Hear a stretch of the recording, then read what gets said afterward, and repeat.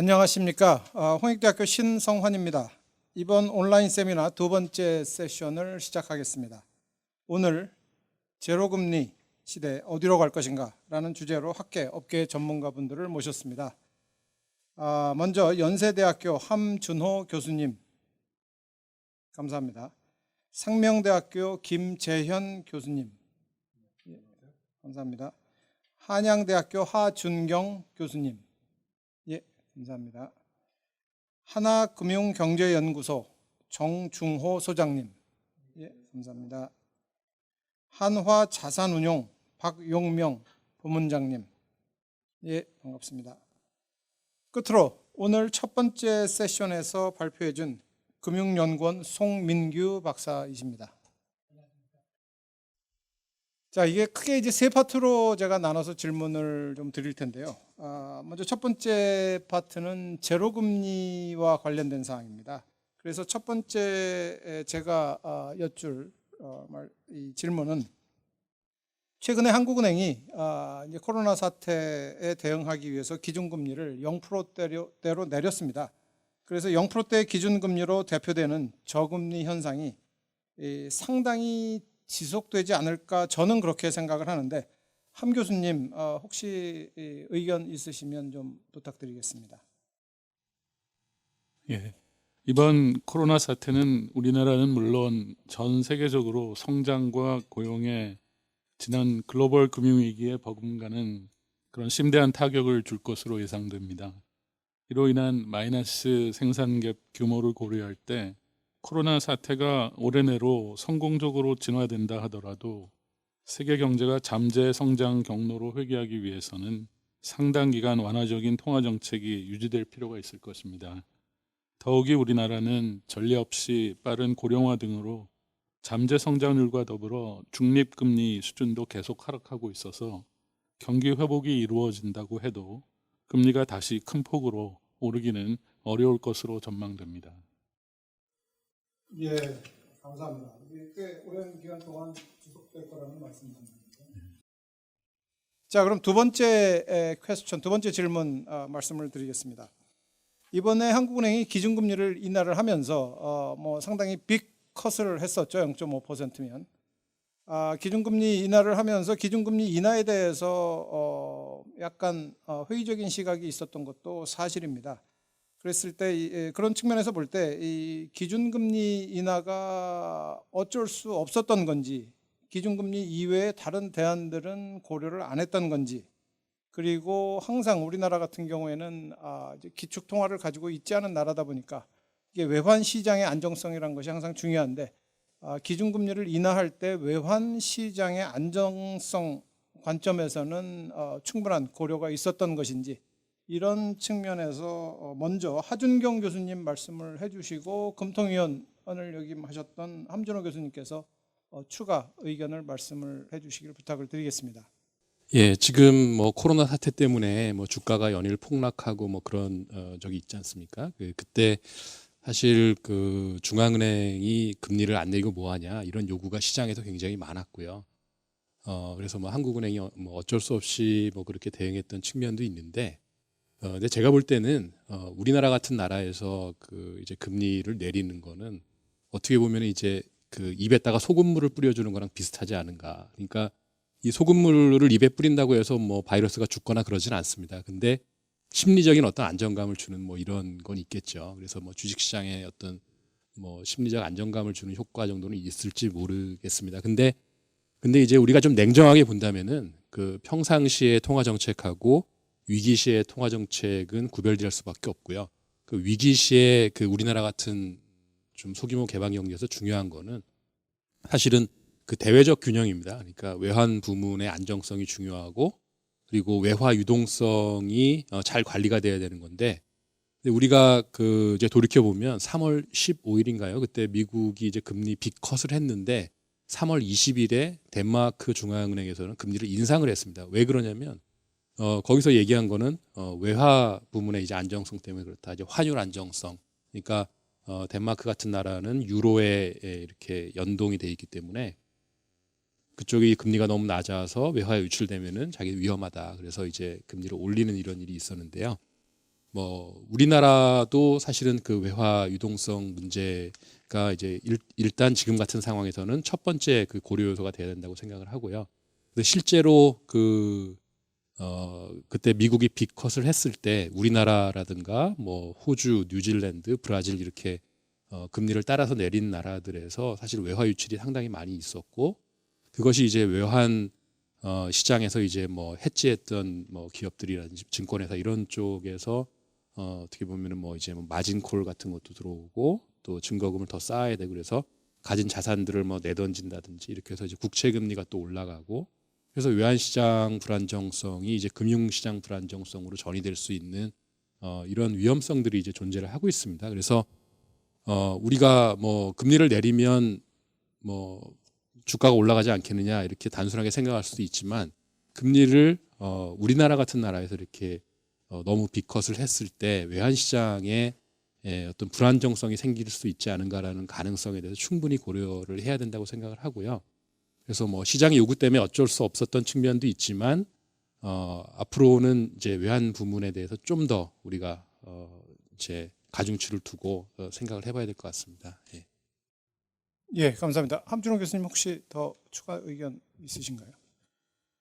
예, 뭐 하준경 교수님께서 잘 말씀해 주셨다시피 저도 코로나 사태로 인해서 주식시장이 극도의 불안정성을 보이고 또 자금시장과 신용시장이 일부 경색 조짐을 보이는 상황에서 한국은행의 금리 인하 조치는 금융 시스템에 대한 시장의 신뢰를 유지하고 시스템 리스크로의 확산을 방지하기 위해서 불가피한 그런 선택이었다고 봅니다.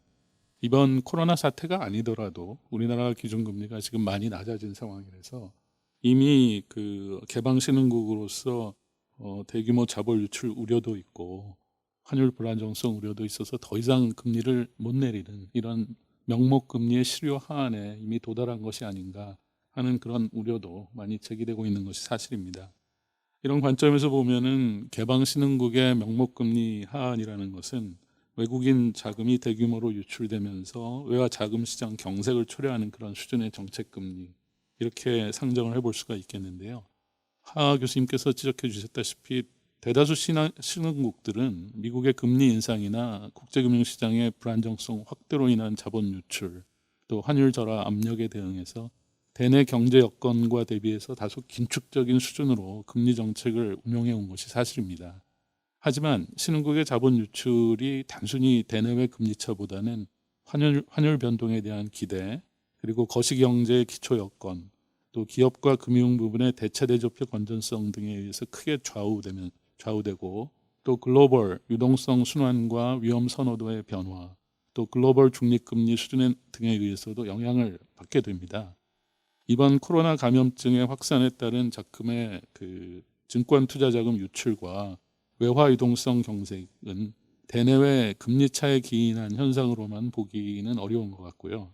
대외적으로 미 연준의 통화 정책 그리고 또한 그 제로 금리 그리고 양적 완화 정책으로 회귀한 그런 상황입니다. 그래서 저는 아직도 우리의 기초 경제 여건과 대외 부분의 건전성이 확보되어 있고 또 환율도 신축적으로 조정되고 있어서 소폭이나마 독자적인 그런 추가 금리 정책을 운용할 수 있는 여지는 있는 것이 아닌가 이렇게 생각을 하고 있습니다. 그리고 또 다른 관점에서 보면 명목금리의 실효 하한이라는 것이 이 중앙은행이 이제 추가적으로 금리를 인하하게 되면 이게 은행과 같은 그런 금융중개기관의 신용 공급 이런 또 중개 기능 저하를 야기하면서 오히려 총수요에 긴축적인 영향을 주는 그런 수준의 금리로 상정해 볼 수가 있습니다. 신흥국에서 금리가 하락하게 되면은 외국인 자금 유출과 환율 상승 이런 외환 부분의 불안정성뿐만이 아니라 은행의 외화 유동성 문제를 야기하고 또 외채 상환 부담이 늘어나기 때문에 은행의 중개 기능이 약화될 수 있고 또 순이자 마진이 축소되고 채권 보유 증대 이런 것들에 따라서 은행의 대출 여력이 감소할 수 있고 자본 적정성이 하락하면서 이 주요 통화 정책의 파급 경로인 신용 경로가 약화되는 것이 불가피하게 초래가 되는데요. 하지만 우리 국내 은행 부분의 자본 적정성이나 통화 미스매치 구조 이런 것들을 기초해서 볼 때 현 단계에서 추가적인 금리 인하가 전반적인 은행 중개 기능 저하를 통해서 긴축 효과를 야기하는 그런 수준은 아직 아닌 것이 아닌가 이렇게 생각을 하고 있습니다. 그래서 궁극적으로 우리나라의 명목금리 하한은 우리 경제의 기초 경제 여건 그리고 금융 시스템의 어떤 건전성 요인들 이런 것들이 얼마나 양호하냐 또는 취약하냐에 따라서 이게 그 동태적으로 이렇게 결정되는 그런 것이라고 생각을 합니다. 그래서 결국 명목금리의 실효화한이 문제가 된다면 그 이유는 실질 중립금리가 이미 많이 낮아진 상황에서 기대 인플레이션마저 하락하게 되면 이제 명목금리 조정을 통해서 실질 금리를 완화적인 수준까지 낮출 수 없기 때문에 통화 정책이 유효성을 상실하게 되기 때문인데요. 특히 구조개혁이 지연되면서 송 박사님께서도 발제해 주셨지만 이런 생산성과 잠재 성장률이 계속 하락하면서 실질 중립금리가 이제 더 낮아진다면 그것이야말로 정말 통화 정책의 운영 여력과 효과를 제한하는 그런 부분이 되겠습니다. 그래서 저는 결론적으로 볼 때 저성장, 초저금리 시대의 도래에 대응해서 통화 정책의 유효성을 확보하기 위해서는 다음에 세 가지가 중요하다고 생각합니다. 첫 번째로는 지속적인 구조개혁을 통해서 잠재 성장률을 제고하고 이것을 통해서 실질 중립금리의 하락을 완충하는 것이 필요하고요. 둘째로는 통화당국이 좀 더 선제적이고 적극적인 커뮤니케이션을 통해서 기대 인플레이션을 안정시킴으로써 실질 금리의 조정 여력을 확보하는 것이 필요하다고 생각합니다. 그리고 마지막으로 개방신흥국으로서의 명목금리 실효화한을 낮추기 위해서는 거시적으로 기초경제 여건이 훼손되지 않도록 유의하는 한편 금융 부분의 대체대조표 건전성을 확보하고 이를 위해 거시건전성 정책과의 공조체제를 강화하는 것이 필수적이라고 생각합니다. 예, 감사합니다. 이제 명목금리의 실효화한 말씀을 해주셨는데 단기적으로는 지금 실효화한에 상당히 근접해 있는 거 아니냐 그런 견해이신 것 같은데요. 이제 그렇다 그러면 우리나라도 뭐 다른 국가들이 썼던 양적 완화와 같은 비전통적 통화 정책을 사용할 시기가 됐다고 보시나요? 어떻게 생각하시나요? 글쎄, 뭐 좀 민감한 질문이기는 한 것 같습니다만은 우선 비전통적 통화 정책이 무엇인지 한번 생각해 볼 필요가 있겠는데요. 잘 아시겠지만은 명목금리가 실효화한에 도달을 하거나 또는 단기 자금 시장을 통한 전통적인 정책 파급 경로가 정상적으로 작동을 하지 못하는 경우에 중앙은행이 대차대조표의 규모와 구성을 변화시켜서 시장의 자금 조달 비용과 자금 조달의 가용성 이런 금융 여건에 영향을 미침으로써 통화 정책의 목표를 달성하고자 하는 정책이 비전통적인 통화 정책입니다. 그래서 구체적인 정책 수단으로는 이미 선제적인 지침이라고 얘기하는 소위 포워드 가이던스 뿐만이 아니라 또 직접 금융시장에서 증권 매입을 하는 양적, 질적 완화 이것이 이제 많이 얘기가 되고 있는데요. 이 부분 그리고 또 그것뿐만 아니라 간접 금융시장에서 간접 금융기관에게 리파이낸싱을 확대하는 기간이라든지 대상, 담보증권 이런 것들을 조건을 완화해서 이 리파이낸싱을 확대하는 이런 여러 가지 수단들이 모두 비전통적인 통화 정책이라고 할 수가 있겠습니다. 근데 이 물가 등 이런 통화 정책 목표를 달성하기까지 상당 기간에 걸쳐서 정례적으로 시행된다는 측면에서 지금처럼 일시적인 충격에 대응한 최종 대부자 기능하고는 좀 구분을 해야 되는 그런 개념이라고 생각하고요. 그런데 이렇게 비전통적인 통화 정책, 특히 양적 완화를 하게 되면은 중앙은행의 지속적인 자산 매입이 본원 통화를 증대시켜서 지준 시장에서 이 금리가 하락하게 되기 때문에 양적 완화를 하기 위해서는 전제 조건이 있습니다. 먼저 중앙은행의 금리 목표와 중앙은행의 대차 대조표를 분리시키는 작업이 필요한데요. 이것을 위해서는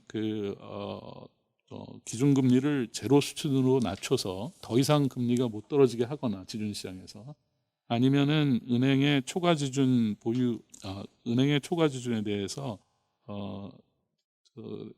정책 금리가 제로 금리보다 약간 높은 수준에서 이 지준에 대해서 이자를 지급하는 소위 지준불이 정책이 필요합니다. 이렇게 되면은 금리가 0까지 떨어지지 않은 상태에서도 대차 대조표를 늘려줄 수가 있습니다. 그래서 대부분의 나라가 다 이런 지준 불의를 했고요. 영국 같은 경우는 0.5% 수준에서 지준 불의를 하면서 지난 글로벌 위기 이후에 양적 완화를 했습니다. 그래서 만약 우리가 양적 완화를 하게 된다 그러면은 0까지 금리를 낮추지 못한다고 하면 최소한 실효 하한 정도 수준까지 최대한 낮춘 다음에 거기에 대해서 지준 불의를 하면서, 즉 이자를 지급하면서 대차대조표를 분리시켜서 중앙은행이 마음대로 대차대조표를 늘려나갈 수 있도록 해주는 그런 조치가 일단 전제돼야 되고요.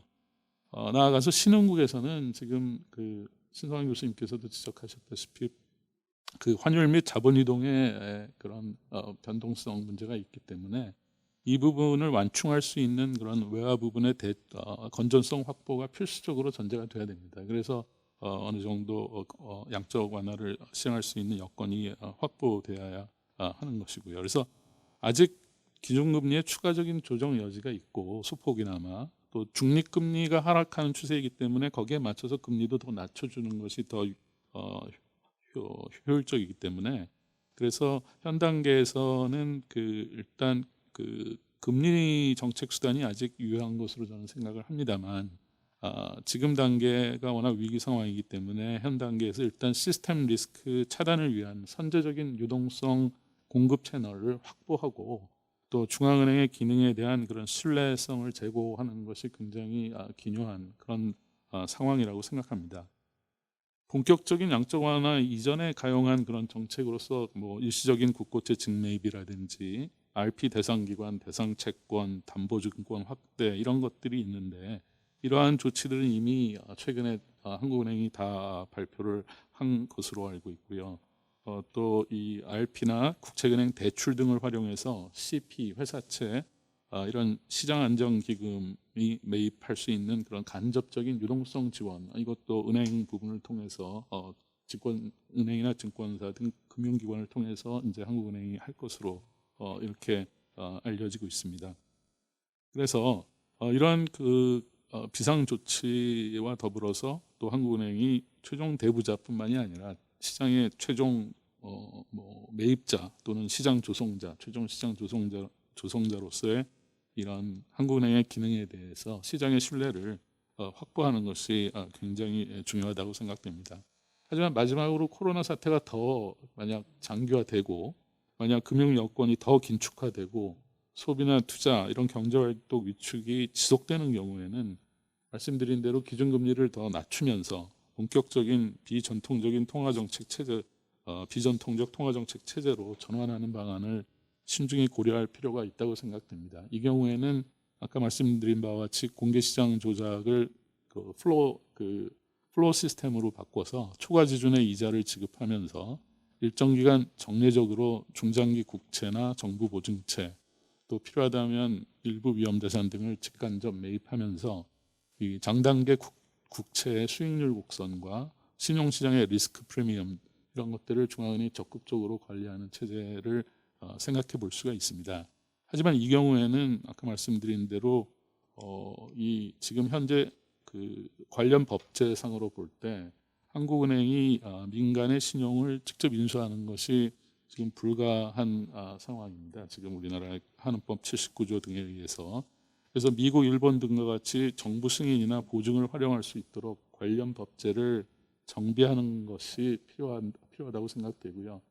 그럼 국공채 매입을 떠나서 만약 민간의 신용 시장까지 만약 통화정책 영역을 넓히는 부분은 그래서 이런 법 체제를 정비하면서 좀 더 신중한 검토가 필요한 상황이 아닌가 이렇게 생각이 듭니다. 이상입니다. 예, 감사합니다. 하준경 교수님께 초저금리와 물가에 관련해서 좀 여쭤보겠습니다. 이제 뭐 초저금리의 또 양적 완화에 이제 통화량이 증발하고 막 이렇게 되면 장기적으로는 인플레이션에 대한 우려를 하지 않을 수가 없는 상황이고요. 그리고 또 반대로 뭐 선진국들 과거 한 10여 년 동안 걸어왔던 길을 보면 그렇게 했음에도 불구하고 또 디플레이션의 가능성이 상당히 도사리고 있는 상황이고, 디플레이션이면 사실은 더 큰 문제고요. 이게 실질 금리를 올리는 상황이 돼버리기 때문에 더 큰 문제고. 그래서 이 초저금리 상황과 이제 추후에 혹시 있게 될지 모르는 뭐 양적 완화류의 비전통적 통화 정책 이런 것들이 결국 물가를 어떤 방향으로 끌고 갈 거라고 생각을 하시는지 이 말씀을 좀 부탁드리겠습니다. 예, 그 장기적으로 뭐 수요와 공급을 다 생각을 해봐야 되는데요. 일단 뭐 공급 측에 문제가 없다고 우리가 가정을 한다면 이제 뭐 초저금리로 가면 이제 수요가 늘어서 뭐 인플레이션이 되지 않겠느냐 이런 게 이제 전통적인 생각이고 그게 이제 우리가 과거에 뭐 테일러 룰이라는 걸 많이 이제 그 얘기를 했지 않습니까? 그래서 인플레이션이 우리 목표치에 미달하면 금리를 낮춰서 더 돈을 많이 풀고 이렇게 하면 뭐 물가가 또 올라간다 이런 얘기를 했는데 근데 현실에서는 아무리 이제 금리를 낮춰도 뭐 물가가 안 올라가는 일들이 많이 발생을 했고요. 그래서 일본이나 유럽에서 우리가 그런 것들을 많이 봤는데 이게 제일 큰 문제가 이제 유동성 함정인 것 같습니다. 그러니까 유동성 함정이 이제 제로 금리 근처에서는 그 쉽게 발생을 하는데 결국 그건 것 같습니다. 그 화폐 보유의 기회 비용이라는 게 이제 명목 금리잖아요. 근데 명목 금리가 제로가 되면은 이거를 뭐 현찰로 보유하는 그 기회 비용이 너무 낮기 때문에 그냥 뭐 이걸 계속 이렇게 화폐 수요로 그냥 흡수해 버리는 이런 일이 쉽게 벌어지고 그래서 화폐가 유통이 안 되고 이제 한쪽으로 자꾸 이렇게 퇴장을 해버리고 그게 현실에서는 이제 자산 가격 상승으로 많이 나타납니다. 그러니까 우리나라 같으면 이제 부동산으로 많이 흡수가 돼가지고 이제 부동산 가격만 오르고 실제 다른 뭐 물건 가격을 올리지는 못하고요. 그래서 이게 어떻게 보면 이제 저금리 저물가의 함정이라고 볼 수도 있는데요. 그래서 그 미국의 그 미네아폴리스 연방준비은행 총재 코첼라 코타가 하는 얘기가 초저금리를 장기간 쓰면 반드시 이 저물가가 온다. 그래서 함정에 빠지게 된다라는 얘기죠. 그래서 미국도 뭐 초저금리를 쓰다가도 어느 순간에 이제 다시 이제 엑싯을 하지 않습니까? 그래서 그 유동성 함정이라는 게 일단 빠지면 그걸 탈출하기 어렵기 때문에 안 빠지는 게 중요하다고 생각을 하게 되는데요. 근데 현실에서는 일단 빠지고 나면은 물가에 영향을 못 준다라는 거죠. 그래서 그게 제일 큰 위험이라고 생각이 되고 아까 뭐 우리가 그 이제 함준호 교수님도 말씀을 하셨지만은 어떤 이제 그 비전통적 통화 정책에서 이제 금리의 플로어링을 이제 두고 그러니까 바닥을 설정을 하고 거기서 양적을 하는 그런 정책들을 이제 많은 나라들이 썼는데 사실 우리나라 같은 나라는 그게 좀 더 현실성이 있다고 봅니다. 왜냐하면 우리나라의 실효 그 하한, 실효 금리의 실효 하한이라 명목 금리의 실효 하한이라는 거는 사실은 이제 뭐 선진국에서 쓰는 금리에다가 위험 프리미엄을 더 해줘야 되는 건데 위험 프리미엄이 뭐 가까운 장래에 줄어들지 안 줄어들지 알 수가 없습니다. 왜냐하면 우리나라는 이제 수출 주도형 경제이기 때문에 세계 경제에 어디선가 문제가 생기면 우리나라부터 그 충격이 오는 그런 지금 상황이고 또 우리나라가 뭐 세계 경제 ATM 역할을 하잖아요. 그래서 막 빠져나가고 이러기 때문에 그 제로 근처에서 우리가 움직인다는 거는 사실은 굉장히 좀 위험한 측면이 있고 그래서 어느 정도에서 이제 플로어를 두고 뭐 저는 뭐 지금 0.75 정도도 사실은 실효한이라고 보고요. 그래서 지금 여기서 그냥 한다 그러면은 그 지준 초과 지준에 대해서 이자를 지급하면서 중앙은행 대체자료표를 확대하는 이런 게 좋지 않을까 하는 생각이 들고요. 그래서 그 이제 저금리 저물가 함정에 대해서 이제 그 좀 더 말씀을 드리자면은 이제 네오피셜리안이라는 사람들이 있습니다. 뭐 로저 파머라든가 뭐 마틴 우리베라든가 그다음에 뭐 커크레인 뭐 이런 사람들이 있는데 그 사람들의 얘기는 정말 중요한 건 실질 금리라는 거죠. 그러니까 실질 금리라는 게 이제 명목 금리에서 기대 인플레이션 뺀 건데 우리가 명목 금리를 제로로 가져가고 그다음에 기대 인플레이션이 제로면 실질 금리 제로잖아요. 제로인 그런 균형이 있을 수가 있고 그다음에 명목 금리가 2%고 인플레이션 기대가 2%면 실질 금리는 제로잖아요. 그러면 2, 제로, 2하고 제로, 제로, 제로하고 어느 게 낫냐는 거죠. 제로제로제로는 어떤 함정 같은 상황이기 때문에 그리로 가면 안 된다는 거고 차라리 플로어를 두고 우리가 2% 금리 뭐 이렇게 고정을 시켜버리면 실질 금리가 제로라고 하면은 이거는 이제 실물 변수기 때문에 결국 제로로 갈 것이고 그걸 위해서 인플레이션 기대가 올라갈 거라는 거죠. 그래서 그런 이제 실증 연구들도 있고요. 그래서 우리가 제로 되는 그런 상황은 좀 피했으면 좋겠다라는 거고 그래서 네오피셜리안들이 하는 얘기는 좀 약간 뭐 과격하게 들릴지 모르지만 인플레이션 기대를 올리려면 명목금리를 올려라 오히려 이제 그런 얘기를 합니다. 중앙은행이 어떤 신뢰를 시장에 대해서 이제 확실하게 갖고 있다면 인플레이션 기대가 바로 오를 것이다. 그렇게 되면은 실질 금리가 떨어진다는 거예요.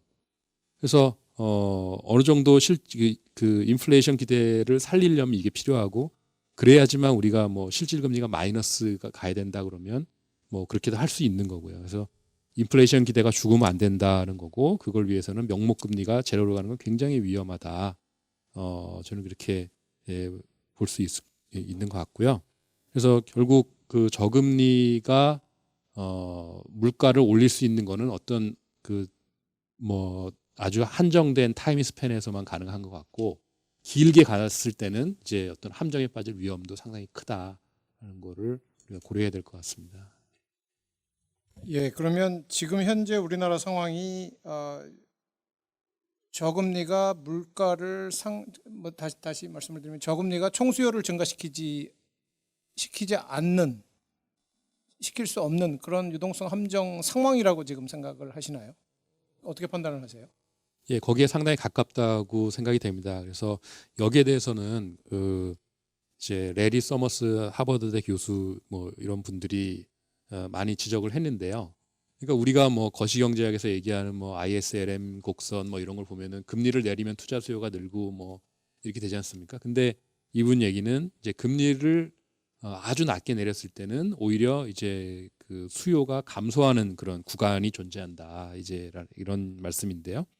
몇 가지 경로가 있습니다. 첫째는 금리가 너무 낮게 되면은 이제 자산 가격은 오르고 또 금리가 낮을 때 사람들이 그 자산을 사기 위해서 저축을 많이 해야 됩니다. 그래서 목표 저축액이 높아지는 거죠. 그러니까 우리가 집값이 오르면 주택담보대출 원리금 상환액이 늘어나잖아요. 그래서 이제 그것 때문에 소비를 못 한다는 거죠. 소비 수요가 감소하게 되는 거고, 자 IMF 같은 데서 연구한 거에 의하면은 이게 가계 부채가 GDP의 뭐 한 70% 이상 넘어가면 이런 그 역효과가 나는 구간이 이제 나타난다는 거고, 이제 한국 같은 경우는 가계 부채가 GDP의 뭐 90몇 % 되지 않습니까? 이 얘기는 이미 이제 그 가계 부채가 소비 수요를 감소시키는 영역에 우리가 진입했다. 그래서 금리를 낮춰서 더 빚을 내라고 이렇게 권장을 했을 때 이게 뭐 주택 경기를 살리고 이런 효과보다 사람들의 소비 수요를 감소시키는 효과가 크다라는 거고요. 또 하나는 이제 그 좀비 기업들이 자꾸 생긴다라는 겁니다. 그러니까 망해야 될 기업들이 안 망한다라는 건데 이럴 경우에는 우리가 크리에이티브 디스트럭션, 그러니까 창조적 파괴가 안 일어나 버리는 거고, 어쨌든 자본주의의 그 다이나미즘이 사라지는 거고, 새로운 기업들이 못 들어오는 거죠. 그래서 비효율적 기업들이 자꾸 퇴출이 돼줘야 새로운 기업이 들어오고 이제 그 생산성이 올라가는 건데, 이런 메커니즘이 약해지면 이제 경제 전반의 이제 역동성이 줄어드는 거죠. 그리고 또 문제는 이제 금융 부문이 취약해진다는 겁니다. 그러니까 금융이 제로금리일 때는 우리가 뭐 굳이 은행에 뭐 돈을 넣을 필요를 못 느끼는 거고, 일본 같은 나라들은 뭐 금고에 다 돈을 넣어놓고 현찰 거래 많이 하지 않습니까? 근데 우리나라 같은 경우는 사실은 이런 거에 대한 대비가 전혀 없는 상황입니다. 그러니까 유럽 같은 경우에는 뭐 1,000유로, 2,000유로 이렇게 고액 현찰 거래가 금지되어 있는 나라들도 있고요. 프랑스 같은 데는 2,000유로 찾으려면 은행 가서 뭐 별의별 서류를 다 써야 돼서 현금 거래를 굉장히 어렵게 해놨는데, 우리는 뭐 곳곳에 ATM에서 뭐 얼마든지 찾을 수 있고, 그래서 이런 초저금리가 금융 부문을 약화시킬 가능성에 대한 대비가 별로 없다라는 거고, 그래서 금융의 어떤 탈중개 뭐 이런 것들이 나타나게 되면 금융 부문의 전반적인 기능이 굉장히 이제 약해지는 거고요. 그리고 이제 또 초저금리일 경우에는 미래 통화 정책에 대한 어떤 제약이 일어나서 사람들이 이제 어떤 위기가 왔을 때도 더 불안함을 많이 느끼게 되는 거죠. 금융당국이 할 게 별로 없지 않느냐라는 거죠. 그래서 이렇게 초저금리가 오히려 이제 경제의 실물 부문을 이제 위축시키는 이런 경로들이 여러 개 존재하고 물론 단조적이진 않겠습니다만 우리는 상당히 그런 위험 영역에 가깝게 있지 않은가라는 우려를 해야 될 것 같습니다. 예. 예, 감사합니다. 첫 번째 파트의 마지막 질문입니다. 함 교수님께 먼저 제가 여쭤보고 하 교수님께서 혹시 추가 의견 있으시면 말씀을 부탁드리겠습니다. 이 전통적으로 이제 중앙은행 같은 경우 역할이 이제 인플레이션 파이터로서의 역할이 전통적인 역할인데, 그리고 이제 금융시장 안정은 금융 규제 및 감독 당국이 이 주된 역할을 수행을 한다고 이제 전통적으로 우리가 생각을 하고 있었는데, 이제 물가 안정, 한국은행, 그러니까 중앙은행이 갖고 있는 물가 안정이라는 맨데이트 목표의 상대적인 중요도가 현실적으로 좀 떨어지면서 금융시장 안정도 중앙은행의 굉장히 중요한 목표로 등장을 하는 것 같습니다. 그래서 물가 안정과 금융시장 안정, 이 두 가지 목표를 중앙은행이 지금은 현실적으로 다 추구를 하는 것 같습니다. 그랬을 때 이게 현실적으로 가능한 일인지, 그리고 이 두 가지 목표를 동시에 추구를 할 때 서로 상충되는 면은 없는지, 그런 것들에 대해서 좀 혹시 의견이 있으시면 말씀을 좀 부탁드리겠습니다. 예, 말씀하신 대로 중앙은행의 금융안정 기능 그리고 물가 안정과의 상충 문제가 글로벌 위기 이후에 많이 부각가 된 이슈인데요. 그 글로벌 위기 이전과 달리 이후에는 학계에서도 금융 안정은 실물 경제 안정과 분리될 수가 없고, 적어도 급속한 신용 팽창을 수반하는 그런 금융 위험, 금융 불균형의 누적에 대해서는 통화 정책이 선제적으로 대응할 필요가 있다는 주장이 설득력을 얻고 있습니다. 국내에서도 물가와 성장 간의 관계가 크게 약화된 가운데 가계 부분을 중심으로 부채가 지속적으로 늘어나면서 통화 정책 운영의 어려움이 가중되어 왔는데요.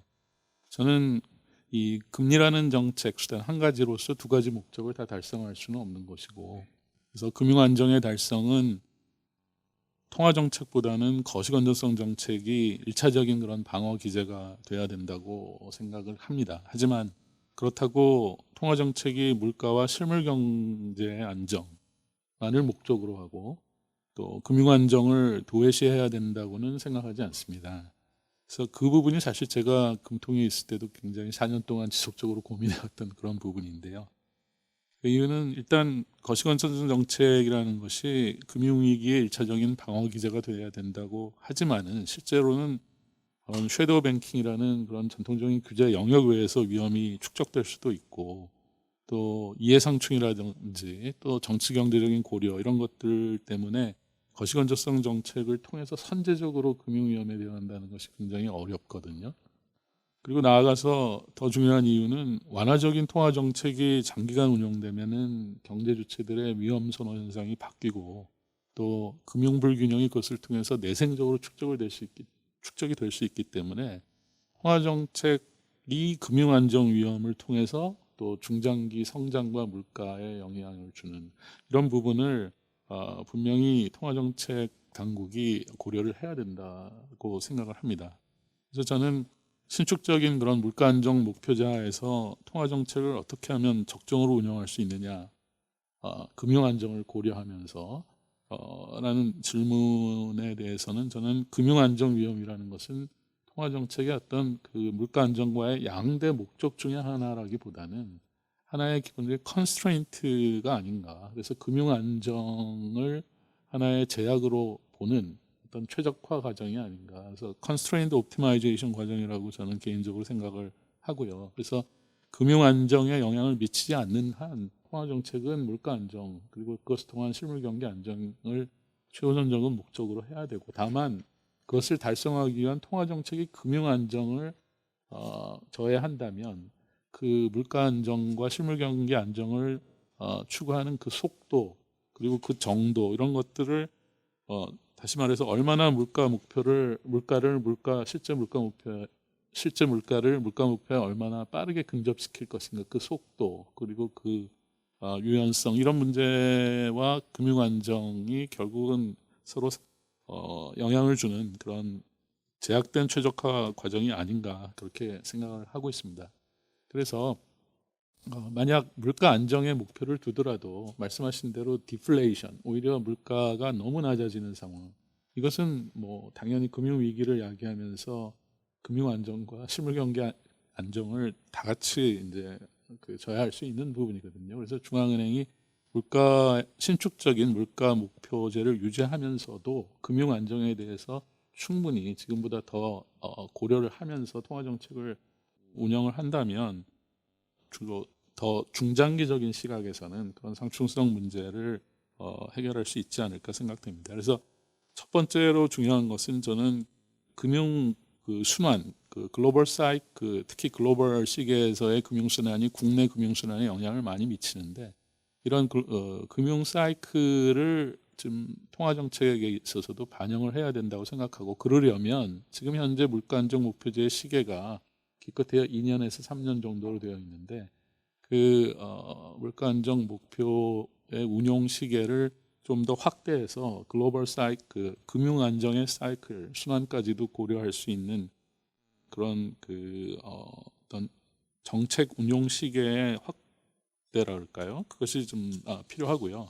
두 번째는 지금 현재 통화 정책에서 많이 사용되고 있는 그런 프레임워크에 여러 가지 준거 지표들이 있습니다. 예를 들어서 뭐 중립금리가 몇 %냐, 뭐 거기에 대비해서 아웃풋 갭은 얼마나 되느냐, 뭐 여러 가지가 있는데, 또는 잠재 성장률이 어느 정도 되느냐, 이런 것들을 추정할 때 거기에 금융순환의 영향까지도 고려를 해서 그런 준거 지표들을 이제 금융의 안정성을 고려할 수 있도록 수정하는 그런 방안들이 많이 논의되고 있습니다. 예를 들어서 실질 중립금리나 생산갭에 있어서도 이 부동산 경기, 우리나라처럼 부동산 경기가 화랑이고, 그것 때문에 이제 성장률이 어느 정도 높게 나타난다면, 그게 실제로는 잠재 성장률이 높아지는 것이 아니라 그런 금융 순환이나 부동산 순환을 배제하고 본 어떤 잠재 성장률이나 생산기업은 훨씬 더 안 좋을 수도 있는 것이거든요. 그래서 그런 것들을 이제 배제하고 본 그런 금융 중립적인 자연금리, 또 금융 중립적 생산갭, 이런 것들을 추정해서 통화 정책에 반영할 수도 있고요. 또 주가라든지 주택가격과 같은 자산가격, 신용증가율, 레버리지, 신용 스프레드, 이런 다양한 금융 불균형 지표들을 물가갭이나 생산갭에 추가해서 준칙금리를 한정해보는 그런 방식도 많이 활용되고 있습니다. 그래서 결국은 이런 다양한 정량적인 지표나 모형, 이런 것들뿐만 아니라 또 정성적 판단의 근거에서 금융안정 상황을 평가하고, 또 취약성을 찾아내서 중앙은행이 시장과 커뮤니케이션하는 것이 굉장히 중요합니다. 그래서 중앙은행의 금융안정 평가 기능도 굉장히 중요한 기능이라고 생각이 되고요.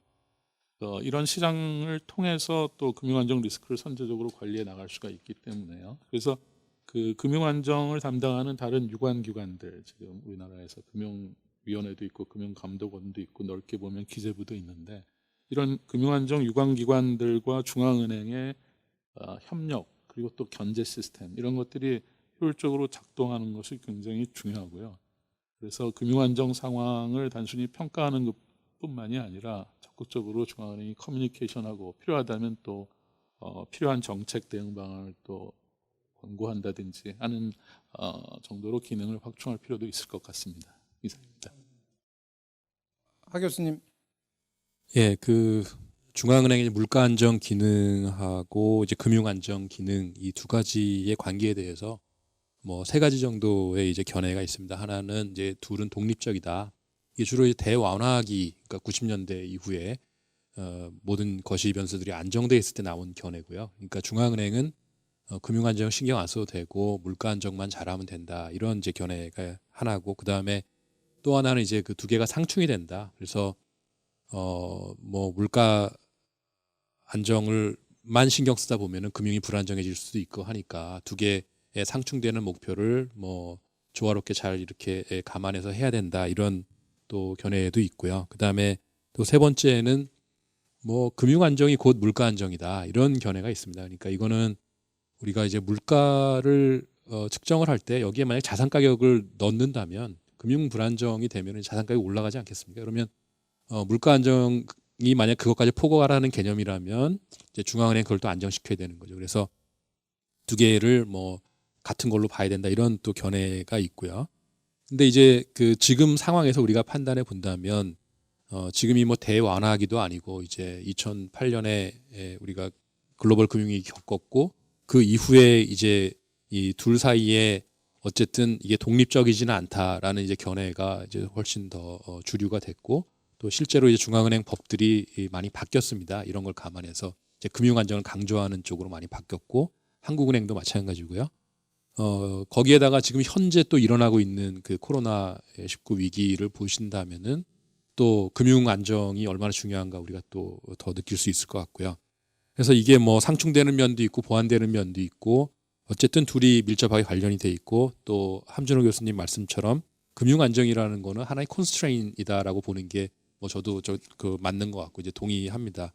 그래서 중앙은행이라는 게 기본적으로 뭐 하는 기관이냐 어떻게 생긴 거냐를 우리가 한번 돌이켜 본다면 과거에는 다 근본이제였지 않습니까? 근본이제일 때는 뭐 물가 안정이라는 게 자동으로 이루어지는 거죠. 금의 가치에 모든 게 연동이 돼 있기 때문에 중앙은행이 필요 없다 이렇게 생각할 수 있죠. 물가 안정만 우리가 중요하다고 생각한다면 그럼에도 불구하고 여러 나라들이 이제 중앙은행이란 기관을 만든 거는 근본이제 하에서도 자꾸 금융위기가 자꾸 일어나고요. 뭐 한 10년, 11년마다 금융위기가 일어났고 은행들이 파산을 하고 이럴 때 어떤 좀 공적인 기관이 시장의 유동성을 공급해줘야 되지 않느냐 이런 필요성을 많이 느끼게 된 거고 그게 이제 중앙은행이 됐다는 거죠. 그 미국의 뭐 페드 같은 경우도 1913년에 이게 생길 때 금융 위기를 막기 위해서 이제 명시적으로 이걸 이제 목적으로 생긴 거고요.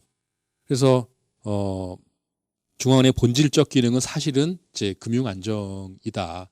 물론 이제 물가 안정이라는 것도 때로는 중요하죠. 그러니까 뭐 70년대 우리가 인플레이션을 경험을 하고 나서는 이제 야 물가 안정이 중요하다 이제 이렇게 생각을 했고 뭐 때에 따라서 이제 이게 이제 바뀌지만 어쨌든 금융 안정이라는 거는 중앙은행의 제일 기본적인 업무다라는 우리 생각을 해야 될 것 같고요. 그래서 그게 지금도 뭐 저는 최우선 과제라고 생각을 하고요. 금융 안정 없이는 뭐 물가 안정이든 뭐든 사실은 무슨 의미가 있겠습니까? 경제가 돌아가질 않는 건데요.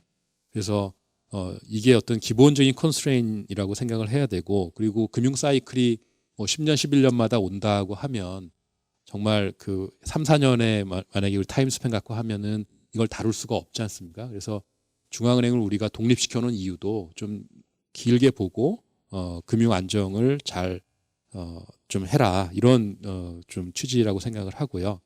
그래서 통화 정책의 기본 중에 기본은 금융 안정이다라고 생각을 하고 그걸 바탕으로 해서 이제 또 다른 이제 거시적인 목표들도 이제 추구해야 된다 이렇게 생각을 하고 있습니다.